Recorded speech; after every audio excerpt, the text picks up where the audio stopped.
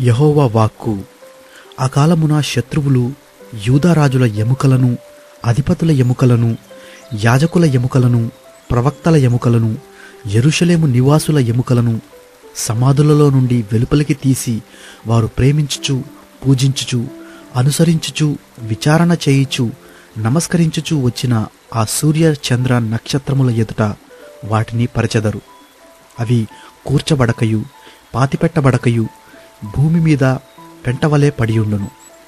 అప్పుడు నేను తోలివేసిన స్థలములన్నిటిలో మిగిలియున్న ఈ చెడ్డ వంశములో శేషించిన వారందరూ జీవమునకు ప్రతిగా మరణమును కోరుదురు. సైన్యములకు అధిపతియగు యెహోవా వాక్కు ఇదే.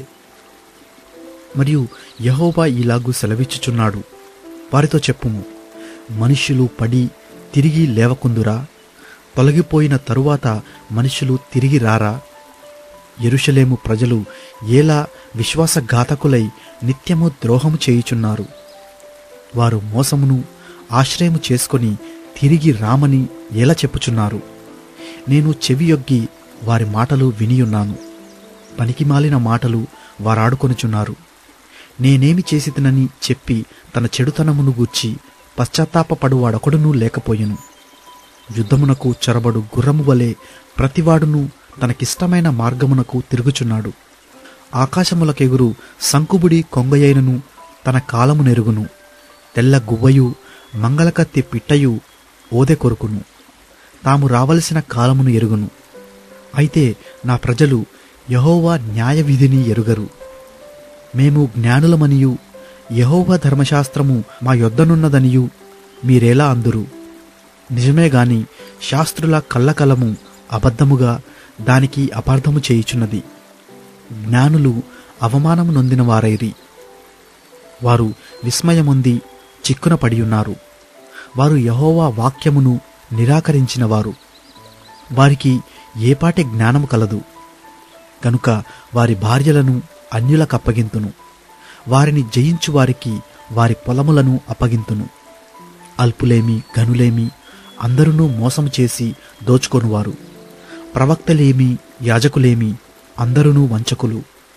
సమాధానము లేని సమయమున సమాధానము సమాధానము అని వారు చెప్పుచు నా జనుల గాయమును పైపైన మాత్రమే బాగుచేయుదురు. తాము హేయమైన క్రియలు చేయుచున్నందున సిగ్గుపడవలసి వచ్చెను గాని వారేమాత్రమును సిగ్గుపడరు. అవమానము నొందితిమని వారికి తోచనే లేదు. కనుక పడిపోవు వారిలో వారు పడిపోవుదురు. నేను వారిని విమర్శించు కాలమున వారు తొట్రిల్లుదురని యెహోవా సెలవిచ్చుచున్నాడు. ద్రాక్ష చెట్టున ఫలములు లేకుండునట్లును, అంజురపు చెట్టున అంజురపు పండ్లు లేకుండునట్లును, ఆకులు వాడిపోయినట్లును నేను వారిని బొత్తిగా కొట్టివేయుచున్నాను. వారి మీదికి వచ్చు వారిని నేనాలాగున పంపుచున్నాను. ఇదే యెహోవా వాక్కు. మనమేలా కూర్చుండి ఉన్నాము?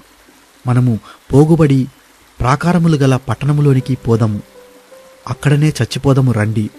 యెహోవాయే మనలను నాశనము చేయుచున్నాడు. ఆయనకు విరోధముగా మనము పాపము చేసినందున మన దేవుడైన యెహోవా మనకు విషజలములను త్రాగించుచున్నాడు.